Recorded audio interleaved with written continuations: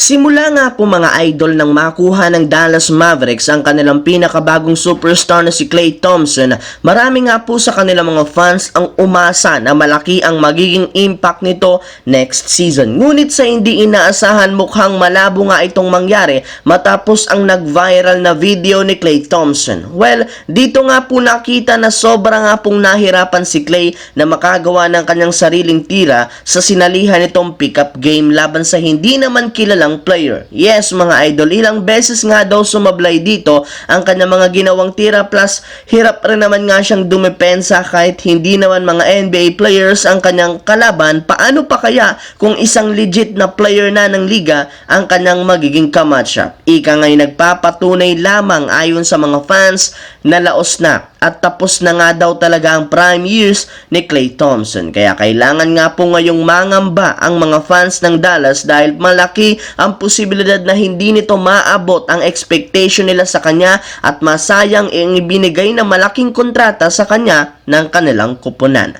Samantala, lingid nga sa inyong kaalaman, ang pinakarason nga bakit hindi pa rin nakakakuha ng mga bagong malalaro ang Lakers sa free agency dahil wala nga silang bakanting pwesto sa kasalukuyang lineup. Kahit man meron pa silang natitirang mid-level exception na kanilang nakuha sa pay cut ni LeBron ng kanyang kontrata, hindi rin naman nila ito nagamit. Kaya ang nag-iisang paraan para matupad ang kahilingan ng mga fans ay makakuha ng bagong malalaro sa isang trade. Pero kung sakali man nga pong gumawa nito ang Lakers, hindi lang naman ito isang simpleng trade ang gagawin, bagkus gagawa sila ng isang malaking move na siyang tunay na magpapalakas ng lineup. Ayon nga sa sinabi ng isang insider, 6 na manlalaro ng Lakers ang tuluyan ng inilagay sa trade block na bubuuhin na Jalen Hood-Schifino, Gabe Vincent, Rui Hachimura, Jackson Hayes, Christian Wood at maging si Jared Vanderbilt. Yes mga idol, maging si Vanderbilt kinukonsidera ni Rob Pelinka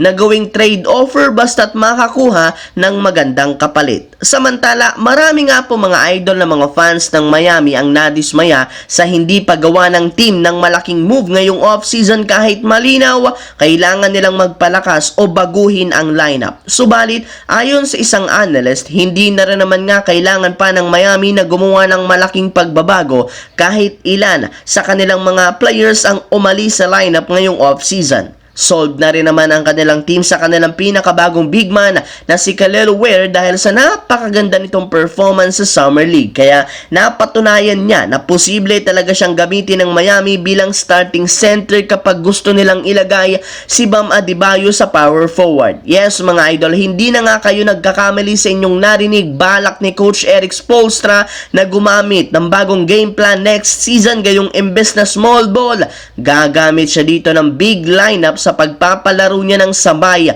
sa bagong Twin Tower na sina Bam Adebayo at si Kelly Oubre. Trending na rin naman sa liga ang paggamit ng team ng big lineup kaya hindi nila dito magpapahuli sa mga susunod na taon. So yun lamang mga idol ang ating bagong video na ating pinag-usapan ngayon dito. Once again, this is your J-Zone TV. Huwag kalimutang mag-like, mag-subscribe, pindutin ang notification bell sa akin channel para lagi kayo maging updated sa mga videos na pinapalabas ko. Isang malaking shoutout sa lahat mga idol. Maraming salamat po.